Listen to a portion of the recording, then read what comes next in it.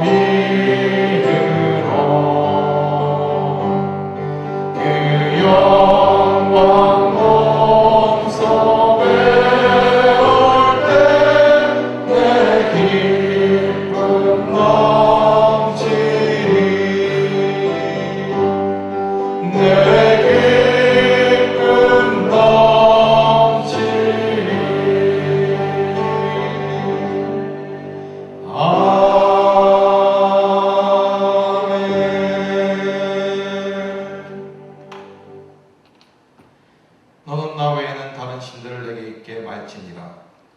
너를 위하여 주신 상을 만들지 말고 여호와 앞에 있는 것이나 나의 물속에 있는 것에 아무 유익하는 일을 만들지 말고 그들에게 전하지 말고 그들을 섬기지 말라. 너는 너희 하나님 여호와 이름을 망령되이 일컫지 말라. 안식일을 기억하여 거룩히 지키라. 내 부모를 공경하라. 사랑하지 말라. 간음하지 말지니라. 도적질하지 말지니라. 내 이웃에 대하여 너무 증거하지 말지니라. 내 이웃을 함지지 말지니라. 아멘. 전능하사 천지를 만드신 하나님 아버지를 내가 믿사오며 그 외아들 우리 주 예수 그리스도를 믿사오니 이는 성령으로 잉태하사 동정녀 마리아에게 사시고 본디오 빌라도에게 고난을 받으사 십자가에 못 박혀 죽으시고 장사한 지 사흘 만에 죽은 자 가운데서 다시 살아나시며 하늘에 오르사 전능하신 하나님 우편에 앉아 계시다가 저리어서 산자와 죽은 자를 심판하러 오시리라.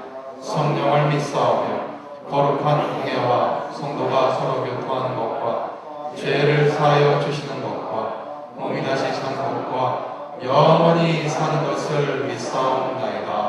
아멘. 다같이 자리에 앉으셔서 찬송가 204장, 새 찬송가 288장을 찬양하도록 하겠습니다.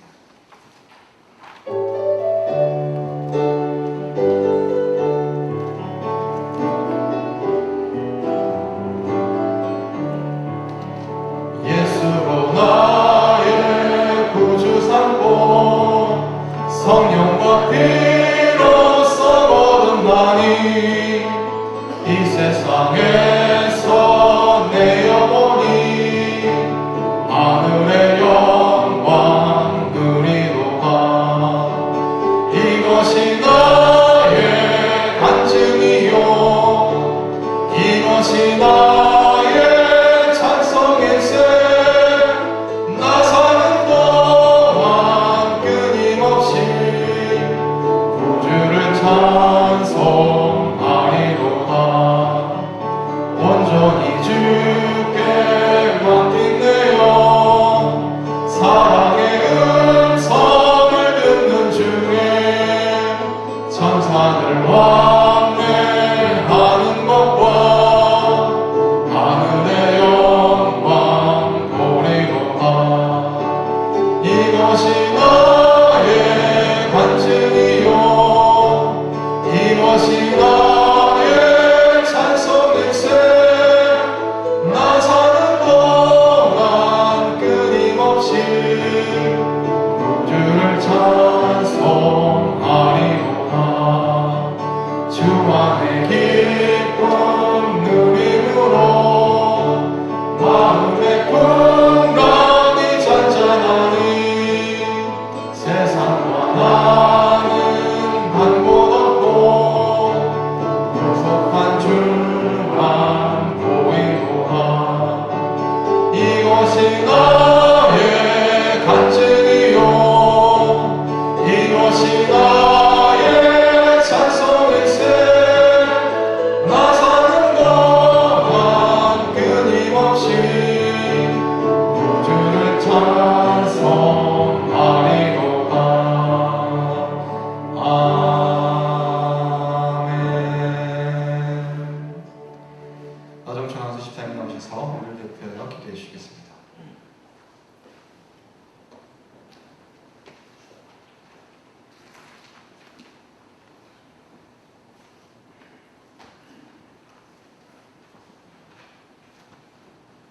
기도드리겠습니다. 거룩하시고 은혜로 우리를 인도하시는 하나님 아버지, 오늘 또 2020년 맥주 감사주의를 하여 주시고 여러 가지로 어려운 가운데 감사로 예배하게 하시니 감사하고 감사를 드립니다. 아멘. 하나님 아버지, 지난 한 주간도 주님의 곁을 떠나 우리가 세상과 더불어 살며 이런저런 모습으로 세상과 타협하며 우리의 영과 육을 말씀 가운데 두지 못하고 유혹과 욕심으로 죄된 삶을 자랑 삼은 우리를 오늘 이 시간 회개의 영을 허락하시어 아멘. 다 회개케 하여 주시옵소서. 아멘. 한 주간에 우리 허물을 주께 맡기고 주의 날 예배로 불러주시니 감사하고 감사를 드립니다. 이 예배 가운데 신령과 진정으로 예배하는 우리 모두가 되게 하시옵소서. 아멘. 하나님 아버지, 이 나라 이 민족을 지켜 주시옵소서. 아멘. 사회, 경제, 외교와 안보가 무너지고 당리 당락과 이데올로기로 다툼으로 분열과 혼란만이 야기되는 작금의 이 나라의 모든 정책과 질서가 바로 서게 하시어 아멘. 날마다 절망으로 우리의 귀에 들리는 소식들이 희망으로 변화되는 역사가 나타나게 하시옵소서. 아멘. 몸된 교회를 위하여 기도드립니다. 이어. 백천만의 몸된 우리의 교회 비전을 이루게 하시고 아멘. 나의 주된 주님의 뜻을 쫓아 영혼 구원하여 제삼는 공동체로 거듭나게 하시옵소서. 그치지 않는 코로나 바이러스의 전파가 하루속히 물러가게 하시어 아멘. 우리의 예배가 본 모습대로 이루어지게 하시고 아멘. 교회에 위협이 되는 모든 상황과 조건들이 모두 물러가게 하시고 아멘. 옆 건물의 신축도 우리의 예배에 방해가 되지 않도록 건축될 수 있게 하여 주시옵소서. 아멘. 하나님 아버지, 주의 종들을 축복하여 주시옵소서. 아멘. 김진환 원로 목사님, 늘 영육간의 강건함을 허락하시고 아멘. 하시는 목표의 사역 위에 더 많은 열매가 있게 하시옵소서. 아멘. 가정 가운데 늘 평강과 은혜가 넘쳐나게 하심으로 아멘. 감사만 있게 하시옵소서. 아멘. 박병도 담임 목사님의 가정 위에도 함께 하심으로 아멘. 자녀들이 말씀 가운데 건강하게 자라나게 하시고 아멘. 늘 주의 평강과 사랑이 넘치는 가정이 되게 하시옵소서. 아멘. 다른 모든 부교역자와 가정과 사역 위에도 늘 성령의 임재와 충만함이 넘쳐나게 하시고 아멘. 맡은 바 사명 온전히 감당할 수 있도록 하여 주시옵소서. 아멘. 하나님 아버지, 오늘도 거룩한 말씀 증가하시는 주의 종을 축복하시고 아멘. 능력과 권세를 허락하시어 아멘. 증거되는 말씀이 진리 가운데 듣는 모든 이들을 감동케 하시며 아멘. 표적과 기사가 나타나게 하시고 아멘. 병든 자가 듣고 치유되고 아멘. 회복되는 역사가 있게 하시옵소서. 아멘. 세상 상 가운데 지치고 힘들어 눈물로 간구하는 우리 성도들의 기도를 들으시고 아멘. 말씀 가운데, 기도 가운데, 찬양 가운데 모든 것들이 협력하여 선을 이루듯 해결되고 치유되고 응답받는 은혜를 허락하여 주시옵소서. 아멘. 하나님을 향한 믿음의 확신만이 영을 살리는 것임을 명심하고 이 모든 것 우리 주 예수 그리스도를 변함없이 사랑하는 모든 자에게 은혜가 충만할 것을 믿사와 예수 그리스도 이름으로 감사하며 기도드렸습니다. 아멘. 하늘에 계신 우리 아버지여, 이름이 거룩히 여김을 받으시오며 나라의 임하옵시며 뜻이 하늘에서 이룬 것 같이 땅에서도 이루어지리이다. 오늘날 우리에게 유용한 양식을 주옵시고 우리가 우리에게 죄 지은 자를 사하여 준 것 같이 우리의 죄를 사하여 주옵시고 우리를 시험에 들게 하지 마옵시고 다만 악에서 구하옵소서. 내게 나라와 권세와 영광이 아버지께 영원히 있사옵나이다. 아멘.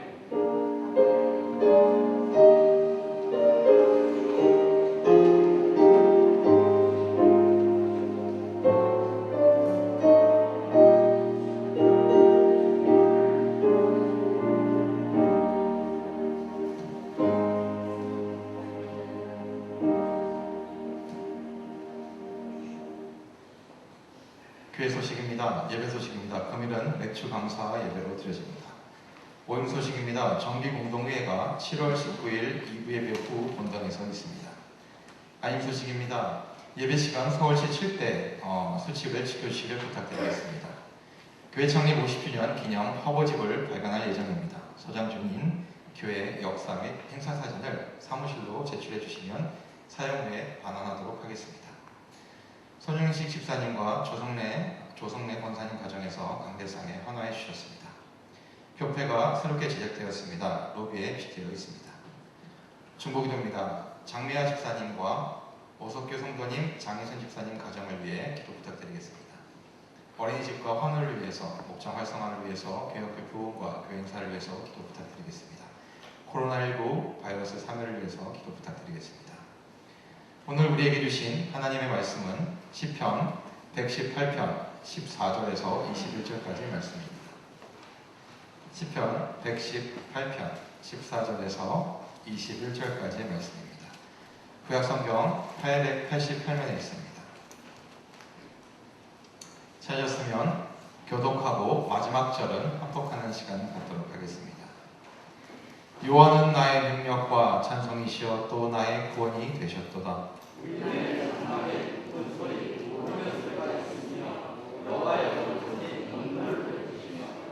여호와의 오른손이 높이 들렸으며 여호와의 오른손이 권능을 베푸시는도다.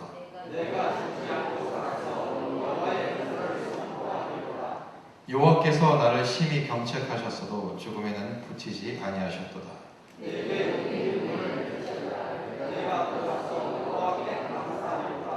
이는 여호와의 문이라 의리 그리로 들어가리로다. 주께서 내게 응답하시고 나의 구원이 되셨으니 내가 주께 감사하리이다. 아멘. 박병도 담임 목사님 나오셔서 신앙인의 감사라는 제목으로 은혜 말씀을 선포해 주실 때 많은 은혜 받으시길 바랍니다. 아멘. 할렐루야. 여러분을 주님의 이름으로 축복합니다. 따라하시겠습니다. 잘 되고 있습니다. 기도하면 됩니다. 믿음의 고백대로 되는 줄 믿습니다. 잠시 기도하겠습니다. 하나님께서 우리에게 은혜를 주시고 우리의 생명을 지켜주셔서 또 이렇게 코로나 바이러스로 인하여 어려운 가운데 살아가는 우리들, 오늘도 건강한 모습으로 주의 성전에 올라와 믿음으로 주님을 예배할 수 있도록 은혜 주셔서 감사합니다. 주님, 오늘 이 자리에 나온 사랑하는 성도들을 축복해 주옵소서. 주의 성령께서 머리에서 발끝까지 기름 부어 주시고 말씀이 은혜되게 하시고 하늘의 신령한 복으로 충만히 채워 주옵소서. 영상으로 가정에서 예배드리는 귀한 성도들 하나님께서 말씀에 큰 은혜 내려 주시옵소서. 있는 처소에서 최선을 다하여 하나님을 예배하며 나아갈 때 하나님께서 동일한 은혜로 충만케 하옵소서. 속히 코로나가 사멸되어서 우리가 마음껏 주님을 예배하며 찬양할 수 있는 시대가 오게 하여 주시옵소서. 주님, 또 금주 주의 성전을 위해서 또 꽃으로 강단 헌화한 귀한 가정을 축복해 주시고 믿음으로 섬긴 가정 위에 하나님의 놀라운 축복으로 충만케 하옵소서. 금주 장미화 집사님, 오석규 장희순 집사님 가정을 축복하며 기도합니다. 영원히 잘되게 하시고 범사가 잘되게 하시고 건강의 복을 누리는 은혜가 있게 하소서. 날마다 삶의 문제 앞에 무릎 꿇고 하나님께 기도할 때마다 응답의 열매를 맺혀 살아계신 하나님을 체험하는 은혜도 있게 하옵소서. 주님, 몸이 아파 나오지 못한 성도들 하나님께서 성령으로 기름 부어주시고 주의 은혜를 베풀어 주옵소서. 부족한 종이 하나님의 말씀을 대언할 때 이 말씀에 큰 은혜가 되게 하옵소서. 예수님의 이름으로 축복하며 기도합니다. 아멘. 저는 오늘 신앙인의 감사라는 제목으로 말씀을 증거하겠습니다. 가난하지만 참 신앙으로 열심히 살아가는 노부부가 있었습니다. 하루는 이 부부가 이웃집에서 쌀 한 가마니를 빌려왔어요. 그래서 마땅히 둘만한 장소가 없어서 마루 한쪽 구석에 쌀 자루를 놓아두었는데 그만 그날 밤에 도둑이 와서 그 빌려온 쌀 한 가마니를 몽땅 가지고 가버린 겁니다. 할머니는 도둑을 욕하면서 이 나쁜 놈 하면서 난리가 났습니다. 그러자 할아버지가 여보시오 할멈, 너무 그렇게 떠들지 마요. 잃어버린 것은 쌀 한 가마니지만 5가지 감사가 생겼다오. 그러니까 참 할머니가 기가 막히죠. 아니 온 저런 영감도 무엇이 감사하단 말이오? 퉁명스럽게 말하자 할아버지가 이렇게 얘기합니다. 보라고, 우리는 쌀 한 말도 얻기 힘든 집인데 쌀 한 가만이나 빌릴 수 있을 만큼 이웃에게 신용을 얻었으니 어찌 감사한 일이 아니겠소. 또 남은 도적질하며 사는데 우리는 도적질하지 않는 사람이라는 것 또한 감사한 일 아니겠소. 또 쌀을 마루에 둔 것은 우리가 잘못한 일이지만 그것을 방 안에 두었으면 좋았을 것을 마루에 두어 도둑 맞았으니 결국 좋은 경험을 얻었으니 감사하고, 또 육신의 양식은 잃어버렸어도 영혼의 양식은 잃어버리지 않았으니 감사하고, 또 외상으로 얻어온 쌀이라도 남의 것 잃어버리지 않고 내 것 잃었으니 감사하지 않겠소. 여러분 같으면 그런 상황에서 감사할 수 있겠습니까? 어쩌면 그런 상황 속에서 감사하다는 것은 온전한 정신을 가지고는 가능하지 않을 일이죠. 그러나 모든 일을 감사한 마음으로 생각하면 감사할 것이 계속 나오게 되고, 모든 일을 불평스러운 마음으로 생각하면 아무리 찾아봐도 감사거리가 우리에게 없을 수도 있습니다. 그러기에 감사하는 사람에게는 매사에 감사 안 할 것이 없고, 감사를 잃어버린 사람에게는 모든 것에 감사할 것이 없는 것입니다. 여러분, 옷이 몸에 속에 좀 낀다면 그건 내가 잘 먹고 잘 살고 있다는 것이고요. 깎아야 할 잔디, 닦아야 할 유리창, 고쳐야 할 하수구가 있다면 그건 나에게 거할 집이 있다는 것이고요. 정부에 대한 불평, 불만의 소리가 많이 들리면 그건 언론의 자유가 있다는 것이고요. 지불해야 될 세금이 있다면 그건 나에게 직장과 사업장이 있다는 것이고요. 주차장 맨 끝 먼 곳에 겨우 자리가 하나 있다면 그건 내가 거기까지 걸어갈 수 있는 데다가 차도 있다는 것이고, 또 난방비가 너무 많이 나왔다면 그건 내가 이 더운 여름 아주 시원하게 지낼 수 있다는 것이고, 세탁하고 다름질해야 할 일이 산더미라면 그건 나에게 입을 옷이 많다는 것이고, 온몸이 뻐근하고 피로하다면 그건 내가 열심히 일했다는 것이고, 이른 새벽 시끄러운 자명종 소리 있겠다면 그건 내가 살아있다는 것이고요. 이메일이 너무 많이 쏟아진다면 그건 나를 생각하는 사람들이 그만큼 많다는 것이고, 모임을 하고 나서 치워야 할 게 많다면 그건 친구들과 즐거운 시간을 보냈다는 것이고, 나에게 불만을 토로하는 친구가 있다면 그래도 나에게 친구로 가까이 있으니 아니던가. 여러분, 모든 일에 원망불평하지 아니하고 감사의 조건을 찾으면 얼마든지 감사할 수 있습니다.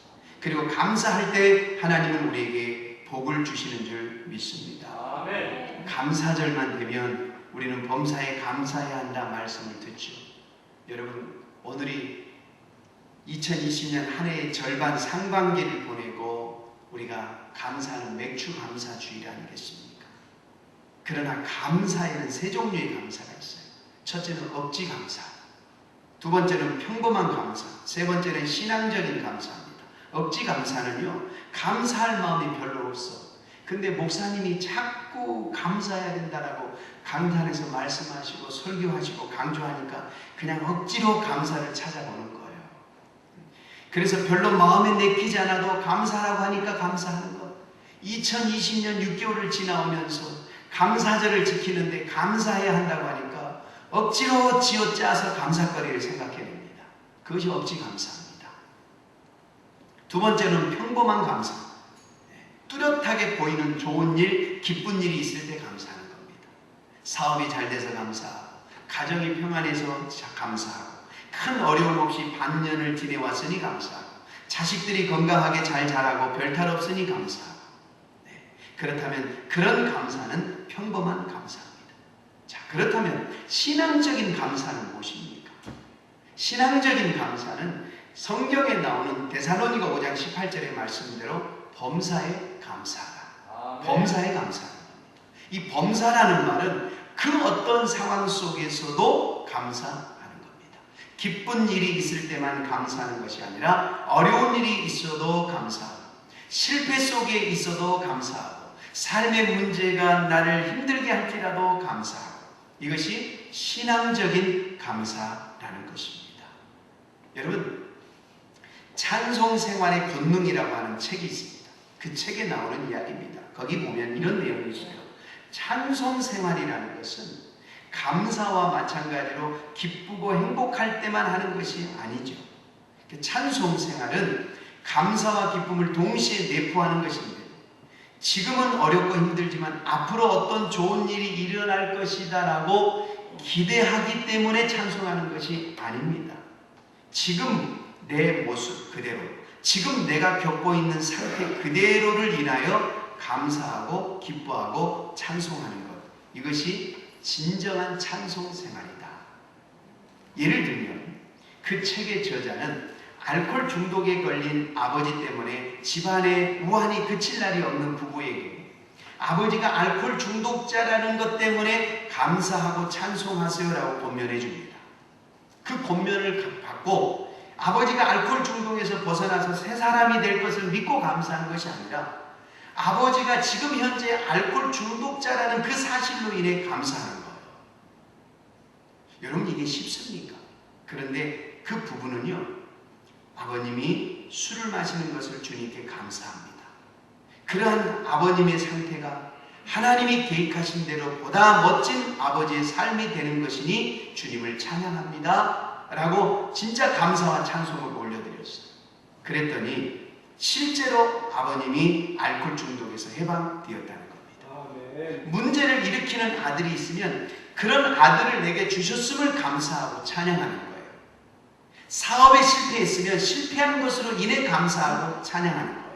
정신병에 걸린 딸을 가진 부모는 자신의 딸아이가 정신병에 걸렸다는 것을 감사하고 찬양합니다. 하나님께서 나에게 더 좋은 길로 인도해 주실 거야 라고 기대하는 감사가 아니라 실패 그 자체를 감사한다 이 말이에요. 왜냐? 지금 내 모습 이대로가, 지금 내가 처한 상황 이대로가 하나님께서 내게 주실 수 있는 최고의 선물이요 최선의 방법이기 때문입니다. 어느 한 목사님이 이렇게 고백했습니다. 사람들은 수술받지 않고 건강하게 사는 것이 복이라고 생각합니다. 그러나 건강한 것도 감사 제목이지만 수술을 받으며 작은 고난을 경험하는 것이 더 큰 축복이었습니다. 수술실에 들어가서 전신 마취를 한 후 수술이 끝나고 의식이 돌아올 때 옆에서 들리는 아내의 목소리가 그렇게 반가울 수가 없었습니다. 의식이 돌아오게 해주신 하나님께 감사할 수밖에 없었습니다. 매일 잠에서 깨어나는 것이 일상이라고 여기며 감사하지 못했는데 마취에서 깨어난 경험을 통해 매일 새 아침을 맞이할 수 있는 것이 얼마나 큰 감사인지 깨닫게 되었습니다. 그동안 수술실에 들어가는 많은 분들을 위해 수없이 기도했지만 제가 수술을 받고 나서야 진정으로 수술실에 들어가는 분들의 마음을 이해할 수 있게 되었습니다. 입고 있던 옷을 다 벗고 주머니가 하나도 없는 수술복으로 갈아입은 후 수술 침대에 누우면서 마음이 숙연해지고 진지해졌습니다. 그래서 한 가지를 결심했습니다. 수술하는 분들이 있다면 아무리 시간이 바쁘더라도 꼭 수술하기 직전에 가서 기도해 드리겠다는 것입니다. 그 이후 제가 섬기는 교회에서 여러분들이 수술을 하셨습니다. 그때 그분들을 위해 찾아가서 기도할 때 이전보다 훨씬 더 간절하게 기도할 수 있었습니다. 그래서 저는 수술을 안 받아본 것보다 수술을 받아본 것에 대해서 하나님께 더 감사했습니다. 그래요. 여러분, 세계적인 방송인 오프라 윈프리는 이런 의미 있는 말을 했습니다. 당신에게 다른 사람보다 아파하는 것이 있다면 그것은 고통이 아니라 사명입니다. 아픔을 겪어본 사람만이 고통받는 사람을 제대로 이해하고 위로할 수 있기 때문입니다.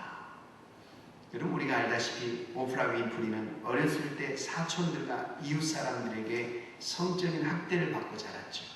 그리고 청소년 때 아이를 낳는 미혼모로서 자랐습니다. 그 수치심, 그 고통을 이기지 못해서 한때는 마약을 복용했던 사실을 말했죠. 누구보다 고통스럽고 힘든 유년기와 청소년을 보낸 여인. 그러나 지금 이 오프라 윈프리는 신앙 안에서 자기가 겪었던 고통과 아픔이 다른 사람을 위로할 수 있는 하나님이 주신 축복이다라고 고백을 하고 있습니다. 물론 이렇게 감사하다는 것이 쉽지 않아요.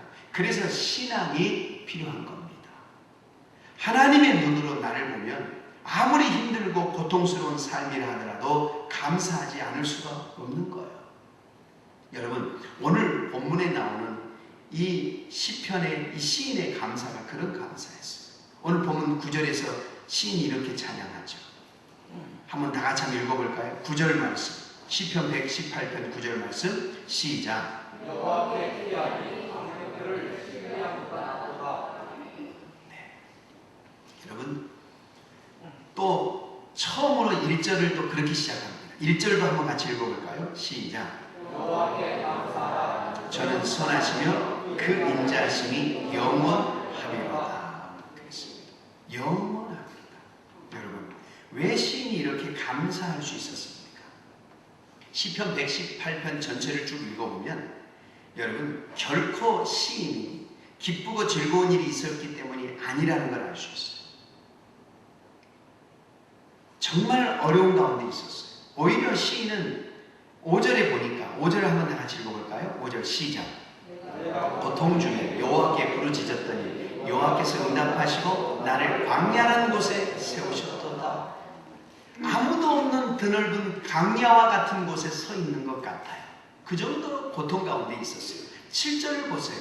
주변에 자신을 미워하는 사람들이 둘러 진치고 있었어요. 열방이 나를 에워쌌으니 내가 여호와의 이름으로 저를 끊으리로다. 11절을 보세요. 저희가 나를 에워싸고 에워쌌으니. 12절에도 저희가 벌과 같이 나를 에워쌌으나. 여러분 10절 11절을 보면 주위 사람뿐만 아니라 모든 나라가 벌떼처럼 일어나 자신을 에워싸고 대적하고 있습니다. 13절에 보니까 대적자들이 자신을 밀쳐 넘어뜨리려 하고 있죠. 18절에 보면 생명이 위태로울 정도로 큰 어려움 가운데 있습니다. 겨우 목숨을 건질 정도입니다. 그런 상황에서 시인은 하나님께 감사하고 하나님을 찬양하고 있습니다. 이 어려운 시대, 이 어려운 가운데에서도 시인은 시의 처음과 마지막을 여호와께 감사하라.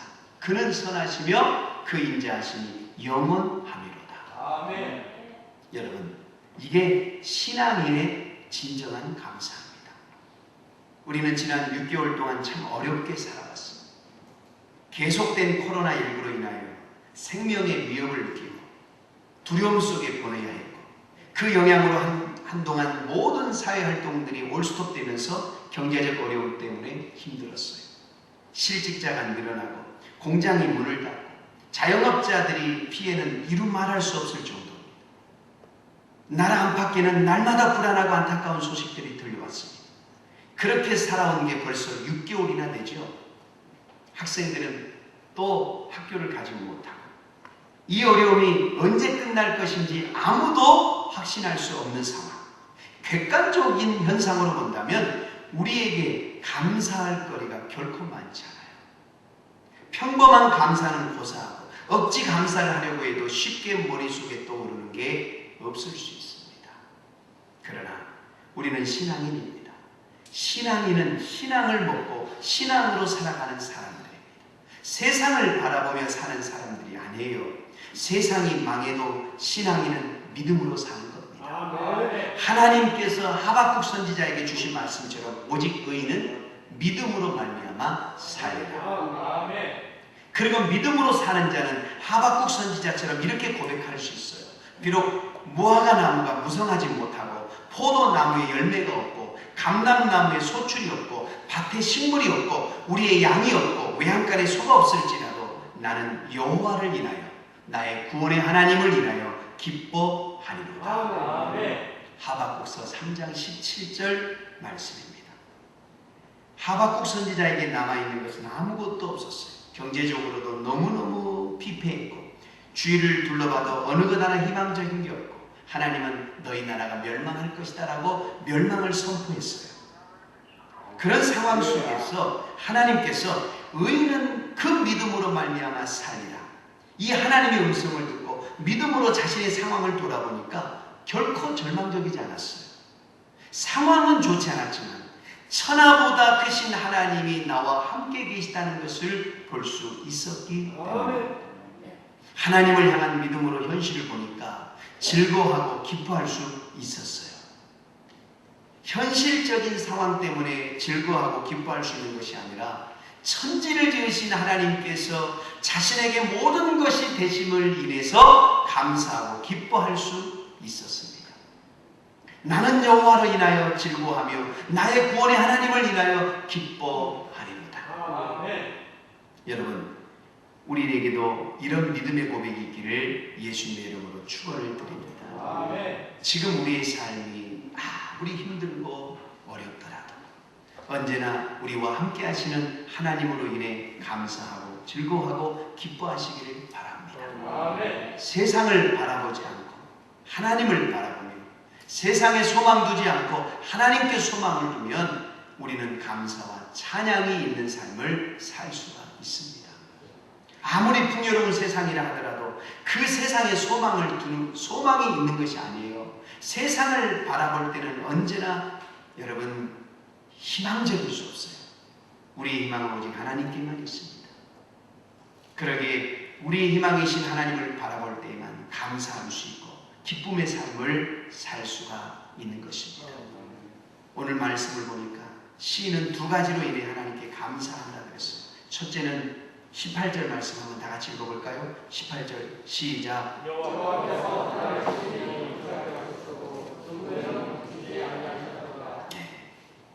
여호와께서 나를 심히 경책하셨어 죽음에는 붙이지 아니하였다. 무슨 말입니까?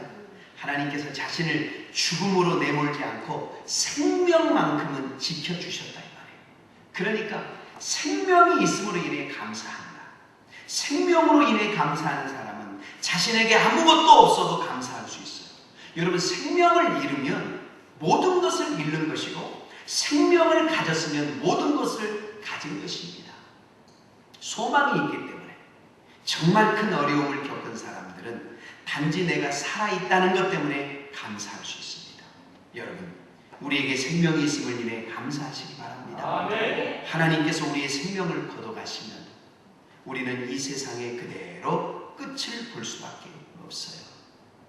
창고에 아무리 풍성한 곡식을 쌓아놓았다 하더라도 하나님께서 그날 밤에 생명을 거둬가시면 그 풍성한 곡식이 나에게 아무것도 아닙니다. 내 것이 될 수 없어요. 여러분, 그러기에 생명 있음을 인해 감사하시기 바랍니다. 생명 주셨음을 인해 감사하는 사람은 그 어떤 어려움이 닥쳐와도 실망하거나 낙심하지 않습니다. 우리의 생명이 하나님의 손안에 있으므로 우리는 모든 것을 얻은 것과 같기 때문에 그렇습니다. 오늘 시편의 저자는 바로 이것을 깨달았어요. 그래서 17절에 이렇게 고백해요. 내가 죽지 않고 살아서 여호와의 행사를 선포하리로다. 나를 살려주신 하나님의 은혜를 잊지 않고 생명 있는 동안에 여호와 하나님의 크신 은총을 세상에 증거하겠다는 겁니다. 여러분, 생명 있는 동안에 우리에게 생명 주신 하나님께 감사하시고 그 하나님을 찬양함으로 세상에 하나님을 증거하는 복된 삶을 사시기를 예수님의 이름으로 축원합니다. 1975년 12월 22일 공연을 마치고 집으로 돌아오는 비행기에 파바로티가 이제 어느 때보다 지쳐 있었어요. 오페라 가수로서 최고의 자리에 올랐는데 갑자기 모든 것이 허망하다는 생각이 들었어요. 100kg이 넘는 뚱뚱한 몸도 성공도 자신이 좋아하는 노래도 너무너무 부담스럽고 힘들어요. 그는 그저 그날따라 빨리 집으로 돌아가 모든 것을 잊고 싶어 했어요. 그런데 밀라노의 말펜시 공항에 도착한 비행기가 짙은 안개 속에 착륙을 시도하다 활주로를 벗어나 그만 추락하고 말았어요. 사고로 잠시 정신을 잃었던 파바로티가 깨어난 곳은 많은 사람들이 다치거나 사망한 끔찍한 사고 현장의 한가운데였습니다.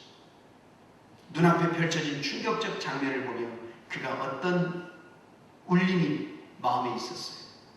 야, 이런 생사의 갈림길에서 내 삶은 아무래도 좋은가? 여기 많은 죽음 앞에서도 내 삶이 헛된 것이란 말인가?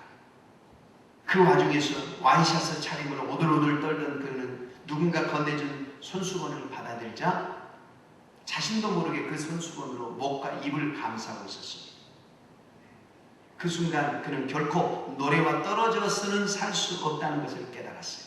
그래, 살아있다는 것은 정말 소중하고 감사한 일이구나. 하나님, 나에게 생명을 주셔서 감사합니다.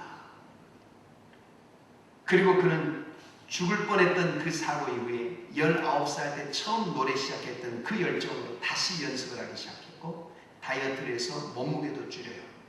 그에게 비행기 사고는 모든 일을 아름답게 생각하게 만들었고 다시 최선을 다하는 사람으로 거듭 태어나게 만들었던 것입니다. 그가 이렇게 고백합니다. 내가 노래를 그만두기 전에는 공부하고 또 공부할 것입니다. 타고난 재능이 50%라면 나머지 50%는 철저한 노력에서 나오는 것이기 때문입니다. 여러분, 인간의 심장은 하루에 103,689번을 뛴답니다. 몸속의 혈액은요, 하루에 2억 7천 킬로미터를 달린답니다. 하루에 숨을 우리의 폐가 23,040번을 쉬고 두뇌 쇠포를 하루에 700만 개를 사용하면서 산답니다. 여러분, 우리가 무슨 힘이 있어서 심장을 그렇게 많이 뛰게 하는 게 아니에요. 우리가 달리라고 해서 혈액이 그 먼 거리를 달려주는 것이 아닙니다. 또 우리가 아무런 수고를 하지 않는데도 우리의 폐는 그렇게 많이 호흡을 하는 것이 아니에요. 심장이나 혈액이나 폐가 조금만 이상이 생겨도 우리의 몸은 문제가 돼요. 어느 한 권사님이 지난주에 심장에 트렌트를 싣는 시술을 하셨어요. 너무 호흡이 가빠가지고 응급실에 실려갔어요. 바로 시술을 해야 됩니다. 그래서 입원을 하고 시술을 하고 전화로 기도 부탁을 하고 제가 기도해 줬어요. 여러분, 우리 몸에 조그만 이상이 있어도요, 내 마음대로 숨쉬기도 힘들어요. 응급실에 실려가야 돼요. 의술을 빌리지 않으면 우리는 죽을 수밖에 없고.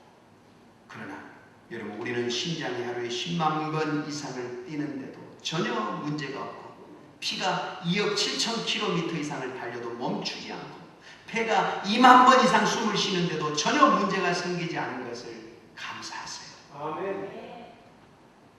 우리에게 호흡할 수 있게 하시고 움직일 수 있게 하시고 살 수 있게 해주신 하나님께 감사하세요. 아멘. 생명 주신 하나님께 감사하시기 바랍니다. 그 한 가지만도 우리는 감사의 제목이 될 수 있어야 됩니다. 두 번째로 오늘 시인은 구원받은 감격으로 인해 감사하죠.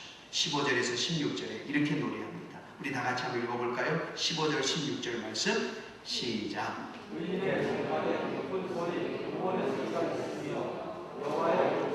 권능을 베푸시며 여호와의 오른손이 높이 들렸으며 여호와의 오른손이 권능을 베푸시는도다. 아멘. 그리고 21절에 주께서 내게 응답하시고 내게 구원이 되셨으니 내가 주께 감사하리이다. 아멘. 여러분, 오늘 시인은 자신의 삶은 어렵고 고통스럽지만 하나님께서 권능의 손을 피셔서 자신을 죄악에서 건져 구원해 주셨음을 인해 감사하고 찬송하고 있습니다. 아멘. 여러분, 아직도 구원받은 감격을 갖고 살고 계십니까? 지난 6개월 동안 구원받은 백성이라는 사실로 인해 얼마나 감사해 보셨습니까? 구원의 감격을 갖고 사는 사람은 감사를 잃어버리지 않습니다. 아멘. 구원의 감격이 가슴 속에 가득한 사람은 아무리 힘들고 어려워도 낙심하지 않습니다. 절망하지 않습니다. 하나님께서 나를 자녀로 선택하시고 구원하셨다면 그 어떤 상황 속에서도 나를 버려두지 않을 것을 믿기 때문입니다. 그래서 이사야 선지자를 통해서 너는 두려워하지 말아라. 내가 너를 구속하였고 내가 너를 지명하여 불렀나니 너는 내 것이다. 아멘. 할렐루야. 아멘. 우리를 소유 삼으신 하나님께서 우리를 모든 두려움과 절망적 상황에서도 우리를 붙들어 주실 겁니다. 아멘. 제이 크로비스 여사는 태어난 지 6개월 만에 실명하여 평생 앞을 보지 못하고 살았습니다. 그럼에도 그녀는 자신의 삶을 포기하지 않아요. 평생 앞을 볼 수 없는 처지임에도 절망하지 않아요. 오히려 내가 지금은 아무것도 볼 수 없지만 내가 처음 천국에서 눈을 뜰 때 나는 주님의 얼굴을 가장 먼저 볼 것이다. 이 믿음을 가졌어요. 그리고 주님을 찬양하는 시를 썼어요. 그녀가 쓴 찬송시만 해도 무려 9,000편. 오늘 우리가 불렀던 여러분 찬송가 204장. 주 안의 기쁨 누림으로 마음의 풍랑이 잔잔하니 세상과 나는 강보도 없고 구속한 주님만 보이도다. 이것이 나의 간증이요 이것이 나의 찬송일세. 나 사는 동안 끊임없이 구주를 찬송하리로다. 할렐루야. 아멘. 그래요. 여러분, 우리 믿음으로 사는 사람들, 크로스비 여사처럼 평생 앞을 보지 못한다 하더라도 믿음의 눈으로 나를 구원하신 주님을 바라보며 감사의 찬송을 부를 수 있는 것입니다. 우리의 인생길에 캄캄한 먹구름이 몰려와도 검은 구름 위에 떠오르는 무지개를 보며 감사할 수 있고요. 캄캄한 밤중에도 별을 보고 감사할 수가 있습니다. 길고 긴 인생의 터널을 통과할지라도 터널 저편에서 찬란하게 빛나는 태양이 우리를 기다린다는 사실을 믿고 우리는 또한 감사할 수가 있습니다. 감사한 자에게는 행복이 선물로 주어지는 것입니다. 여러분, 하나님의 섭리를 믿고 감사하십시오. 내가 어떤 상황에 처해 있을지라도 그 상황 속에서 역사하시는 하나님의 섭리가 있습니다. 어느 날 공주병에 걸린 할머니가 양로원에 가는데 웬 청년이 생선 트럭을 타고 따라오면서 계속 그 할머니에게 같이 가 처녀, 같이 가요 처녀 그래요. 그래서 할머니가 설마 나는 아니겠지 하고 계속 걸어가는데 그 잘생긴 청년이 계속 같이 가 처녀 계속 부리는 거예요. 할머니가 너무 기분이 좋았어요. 야, 나를 처녀라고 부르다니 사람 보는 눈이 있는 청년이네. 더 자세히 들어봐야지 하고 할머니가 주머니에 있던 보청기를 꺼내가지고 귀에 딱 꽂으니까 아주 뚜렷하게 들렸습니다. 갈치가 1,000원, 갈치가 1,000원. 여러분, 이 유머가 무엇을 교훈하고 있는지 아시죠? 해석이 중요하다 이 말이에요. 해석. 무슨 말을 듣든지 어떤 상황에 처하든지 해석을 잘하면 돼요. 믿습니까? 해석을 긍정적으로, 해석을 축복으로 해석하면 되는 거예요. 해석을 어떻게 하느냐에 따라 우리 인생이 달라져요. 아멘. 1871년 10월 9일 미국 시카고에서 엄청난 대화재가 발생합니다. 이 화재는 미국 역사상 최악의 화재로 대도시 하나가 잿더미로 변해버렸습니다. 그때 D.L. 무디 목사님의 교회와 집이 그 안에 있었어요. 그래서 집이 다 타버리고 교회가 잿더미가 되어서 15년 동안 공도로 쌓아놓은 그 목회 사역에 결정적 타격을 입혔습니다. 각 신문사의 기자들이 화재 현장에 도착해보니 건물이 모두 다 전소되었고 더욱이 시가지 한복판에 있던 유명한 무디 목사님의 교회도 모두 불타버린 거예요. 기자들이 무디 목사님 곁으로 다가가 빈정거리면서 이렇게 질문을 했습니다. 목사님, 살아계신 하나님은 전지전능하셔서 무엇이든지 원하기만 하면 이루어주신다고 항상 설교하셨지요? 그런데 왜 하나님께서는 자신의 거룩한 성전인 교회가 불이 타 없어지는 것을 가만두십니까? 그러자 무디 목사님은 이렇게 대답했습니다. 나는 벌써부터 하나님께 큰 교회를 달라고 기도해 왔습니다. 그 기도의 응답으로 지금 교회가 불탄 것입니다. 우리가 큰 교회를 헐고 다시 세워야 하는데 하나님께서는 불에 태워서 건물을 허는 비용이 들지 않게 하신 겁니다. 그 무디 목사님 말에 참 어이가 없죠, 기자들이. 왜냐하면 무디 목사님이요 밤중에 화재를 당해서 잠옷바람으로 겨우 목숨만 건져 빈 주먹 상태로 서 있었거든요. 그러자 기자들이 이렇게 질문합니다. 목사님, 그럼 그 큰 교회 세울 돈은 가지고 있으세요? 그러자 무디 목사님이 옆구리에 끼고 있던 낡은 성경책을 내놓으면서 이렇게 말했답니다. 나는 수표와 돈을 가지고 나오지 못했습니다. 그러나 아무리 써도 바닥이 나지 않는 하나님의 근거인 성경책을 가지고 나왔습니다. 그러므로 여러분은 얼마 안 가서 불에 탄 교회보다 더 크고 훌륭한 교회를 볼 것입니다. 그리고 무디 목사님은 그 화재 이후에 영국에 건너가서 전 영국을 뒤흔드는 부흥운동을 일으켰고 영국 성도들은 교회 건축을 위해 많은 헌금을 하였습니다. 이렇게 해서 무디 목사님은 영국 성도들이 바친 헌금으로 화재가 난 그 자리에 옛날 교회보다 훨씬 크고 아름다운 교회를 지을 수가 있었답니다. 아멘. 여러분, 무디 목사님의 이야기를 통해서 알 수 있는 것이 무엇입니까? 감사는 환경의 문제가 아니라 믿음의 문제라는 것입니다. 사실 형편과 조건이 좋은 사람이 감사하며 사는 것이 아니에요. 누가 감사하며 삽니까? 믿음이 좋은 사람이 감사하며 사는 겁니다. 우리의 입술에서 감사가 사라진 것은 환경과 조건이 나빠서가 아니라 믿음이 떨어졌든지 아예 믿음이 없기 때문입니다. 주위에서 믿음이 떨어진 사람들을 종종 보게 되는데 그들의 가장 큰 특징이 뭔지 아십니까? 그들의 입술에서 감사가 사라졌다는 거예요. 믿음이 떨어지면 감사는 온데간데 없이 사라지고 입술에서 불만과 원망과 불평이 쏟아져 나옵니다. 반면에 믿음의 사람의 특징은 어떤 환경 속에서도 감사합니다. 어떤 상황 속에서도 소망을 잃지 않고 감사를 한다는 것입니다. 유대인의 탈무드에 보면 이런 이야기가 있습니다. 잘 살던 부부가 의견 충돌로 사사건건 다투다가 급기야는 이혼하기로 합의를 했습니다.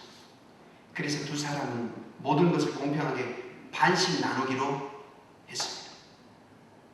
은행에서 돈을 찾아 반씩 나눴습니다.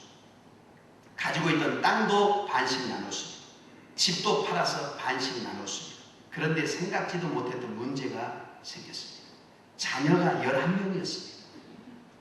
서로 많은 자녀를 가지려고 하다 보니까 이게 타협이 안 돼요.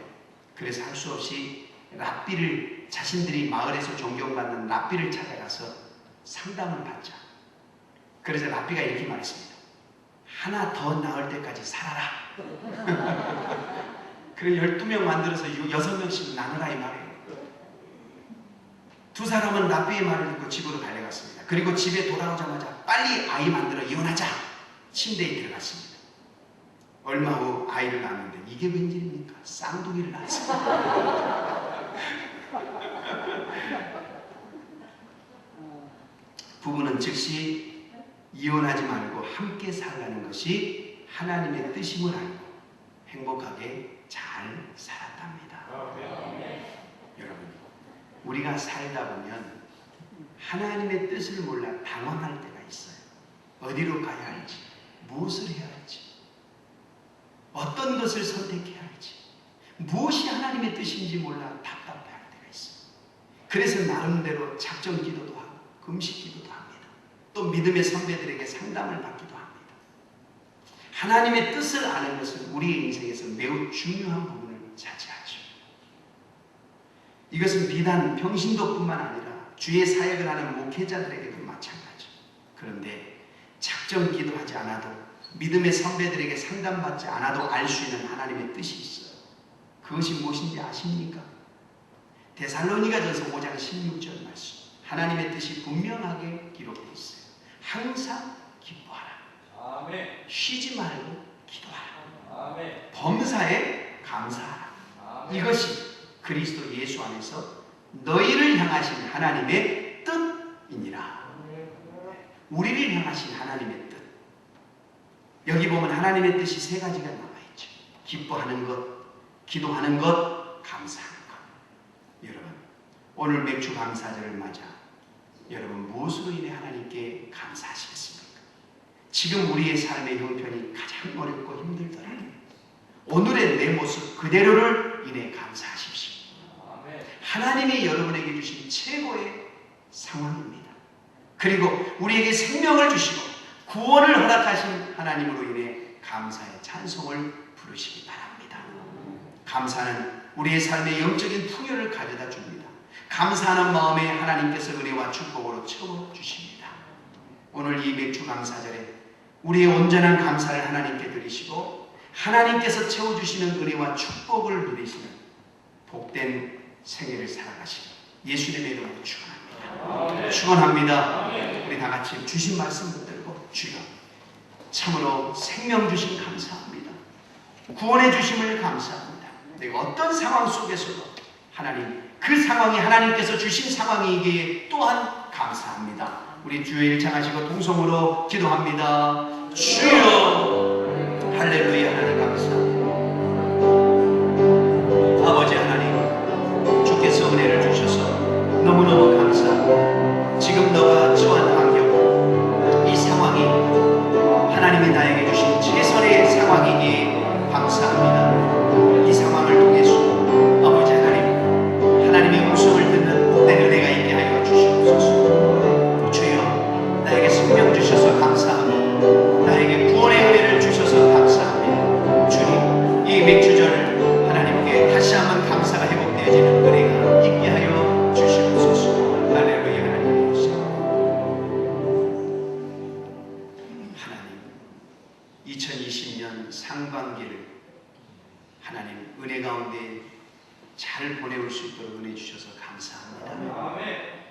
생명을 지켜주셔서 감사합니다.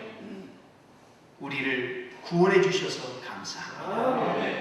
지금 내가 처한 상황이 하나님께서 나에게 주시는 최선이니 또한 그것을 믿고 감사합니다. 주님, 오늘 이 맥주 감사절을 맞이하여 우리 성도들 입술에서 하나님 감사의 고백, 감사의 찬양이 울려 퍼지는 복된 주일 되게 하옵소서. 예수님의 이름으로 기도합니다. 아멘. 찬송가 444장 찬양해 주시고 준비된 예물을 하나님께 올려드리겠습니다.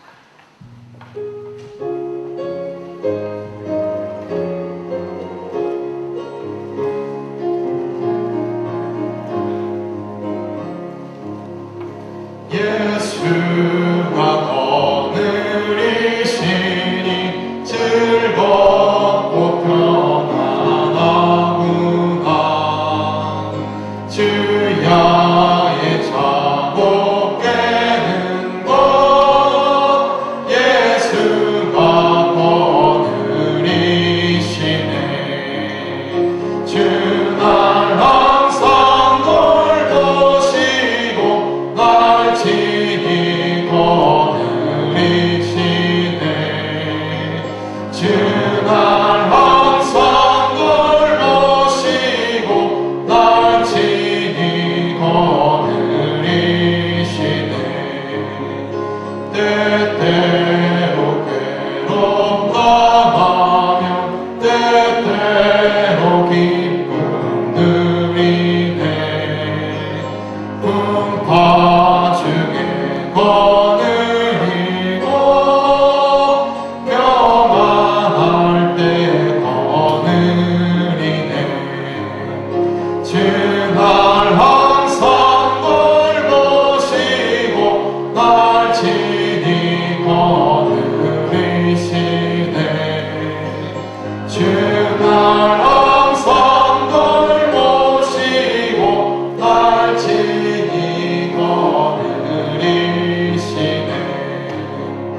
내 주의 손을 붙잡고 천국에 올라가겠네. 괴로우나 즐거우나 예수가 거느리시네. 주날 항상 돌보시고 날 친히 거느리시네. 주날 항상 돌보시고 날 친히 거느리시네. 이 세상 이별할 때에 지옥의 권세 이기네.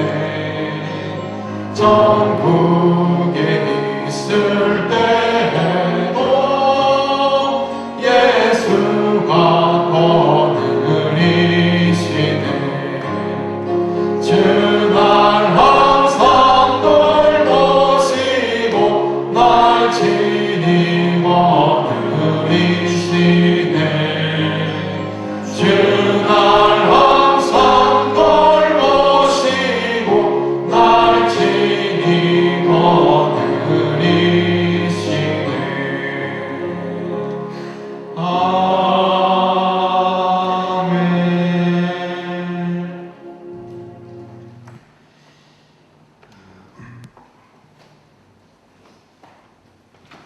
한 가지 말씀을 드립니다. 어제 이렇게 또 보건복지부에서 종교 행사에 대해서 이렇게 좀 협조 공문을 받았습니다. 그래서 가능한 이렇게 예배를 드리시되 꼭 방역 수칙을 지키고 예배를 드리고, 그리고 소모임과 성가대는 좀 자제해 달라는 그런 공문을 이렇게 아주 길게 보냈더라고요. 그래서 이제 요즘 거기 공문에 보니까 어느 교회는 확진자가 교회를 다녀갔는데 그 사람으로 인해 확진자가 한 명도 나오지 않은 교회가 있었다. 그 이유는 교인들이 다 마스크를 끼고 예배를 드려서 그랬다는 겁니다. 좋은 예를 거기 공문 안에 했고, 그렇지 못한 교회들은 수칙을 어기고 마스크를 벗고 성가대 연습을 하고 또 소모임을 해서 확진이 되었다. 그러니까 가능한 코로나가 좀 안정될 때까지는 소모임과 이 마스크를 벗는 행위들은 교회 안에서 좀 해주지 않았으면 좋겠다라는 그런 강곡한 내용이 담긴 공문이었습니다. 여러분들도 그렇게 좀 이해를 해주셔서 예배가 좀 아무래도 이렇게 찬양대도 없고 성가대도 없고 하니까 좀 형식이 좀 이렇게 단촐해 보일 수 있습니다. 그러나 우리가 코로나 이 시대에 좀 예배 형식을 좀 지혜롭게 달리하는 것도 한 방법이다라고 생각합니다. 여러분들 다행히 우리가 이 예배당에서 예배를 드린 것만도 감사하게 우리가 생각했으면 좋겠다. 그래서 좀 형식을 우리가 좀 바꿔서 하는 것에 대해서 여러분들이 좀 이해를 해주시고 저도 뭐 목사로서 성가대도 쓰고 찬양단도 쓰고 하면 훨씬 더 예배가 풍성하고 하나님께 더 큰 영광이 돌려지고 좋은 부분이 훨씬 더 좋죠. 그러나 지금은 그렇게 하면 또 여러 가지 어려움이 있고 또 자칫 잘못하면 세상 사람들이 교회를 바라보는 시각이 너무 부정적으로 하다 보니까 좀 우리가 조심해야 되겠다. 좀 지혜가 필요하지 않을까. 그래서 우리 한국 교회 모든 좀 우리 목회자분들이 전통적인 예배 방법을 예배 형식을 좀 시대에 맞게 지금 이 상황에 맞게 좀 변형할 필요가 있지 않겠나. 그래서 너무 전통적인 방법을 고수해버리면 자꾸 사회와 멀어지고 또 이렇게 좋지 않은 구설수에 오르는 그런 계기가 되니까 좀 여러분 지혜가 필요하고 부탁드리지만 예배가 끝나면 가능한 간단히 인사하시고 이렇게 마스크를 벗고 로비에서 앉아서 차를 마시거나 절대로 그렇게는 하지 마시고 바로 댁으로 가시고 또 혹시 대화를 하시더라도 마스크를 꼭 끼시고 잠깐 대화를 해주시기를 부탁을 드리겠습니다. 손을 잡는 악수는 삼가해 주시고요. 그렇게 해서 수칙을 철저히 지키면 우리가 이 어려움을 지혜롭게 잘 우리가 이 성전 안에서 예배를 드리면서도 이 어려운 시기를 잘 보낼 수 있을 것이라고 생각합니다. 저도 힘이 튀어서 다음 주에는 꼭 이렇게 투명 가림막을 제작을 했습니다. 그래서 그 신천지 이만희 교주만 안 걸렸대잖아요. 왜냐면 강단하고 머니까 자기는 안 걸린 거야. 교인들은 다 벗고 있으니까 다닥다닥 붙어서 살리고. 저는 사실은 안 걸려요. 여러분들하고 멀리 떨어져 있어서. 그런데 이제 또 혹시 비말이 또 여러 걱정이 있는 분, 목사님 왜 벗고 설교하시지? 또 이렇게 생각하시는 분도 계실까봐 제가 가림막을 이렇게 투명 가림막을 제작을 했습니다. 다음 주에는 가림막을 해서 제가 혹시 설교를 해도 이렇게 비말이 번지지 않도록 그렇게 지하 성전하고 본당하고 같이 이렇게 했어요. 그래서 좀 최대한 우리가 좀 이렇게 지혜롭게 할 수 있도록 그렇게 여러분 좀 혹시 이렇게 가림막 때문에 다음 주 예배가 좀 시선이 좀 불편하더라도 좀 이해를 그렇게 해주시고 최선을 다해서 우리가 지혜롭게 했으면 좋겠다. 좀 답답하더라도 좀 참아주시기 바랍니다. 아멘. 대신에 우리 목자 되신 분들은 꼭 목원분들 일주일에 한 번씩은 꼭 문자라도 전화라도 신방하셔서 잘 지내는지 서로 영적인 교제는 끊어지지 않도록 좀 해주세요. 그래서 그냥 아이고 편하다. 야 이제 뭐 목장 예배도 안 드리고 좋네 하면서 그냥 계속 세월을 보내면 안 됩니다. 연약한 성도들 믿음 안에서 여러분 정말 어떤 세상으로 가지 않도록 여러분들이 꼭 믿음의 끈을 이렇게 당겨주셔야 됩니다. 그래서 저도 이제 돌아오는 주부터는 오랫동안 교회에 못 나오는 분들 제가 문합 신방, 택배 신방, 쿠팡 신방이라고 하는데 가서 집 앞에서 들어가지 않고 얼굴 보고 잠깐 기도만 해주고 오려고 그렇게 지금 준비를 하고 있습니다. 그래서 우리가 언제까지 계속 가만히 있을 수는 없으니까 그래서 여러분들이 주변에 있는 분들 꼭 그렇게 잘 협조해 주시기를 살펴주시고 섬겨주시기를 부탁을 다 같이 일어나셔서 할 수 있다면 내가 찬양 드리시고 헌금을 위해서 또 축도함으로 예배를 드리겠습니다.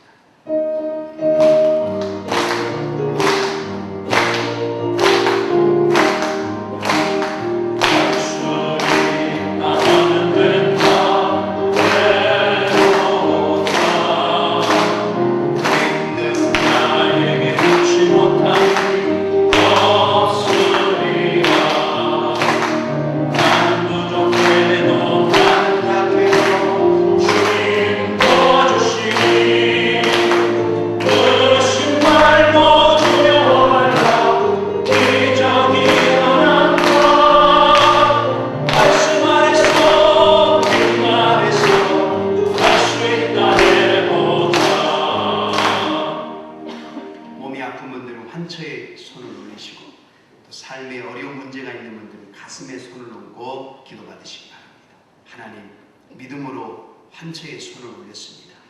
나는 너희를 치료하는 여호와니라. 아멘. 내가 채찍에 맞음으로 너희가 나음을 입었도다. 아멘. 하나님, 질병으로 고통받는 하나님의 자녀들이 있습니다.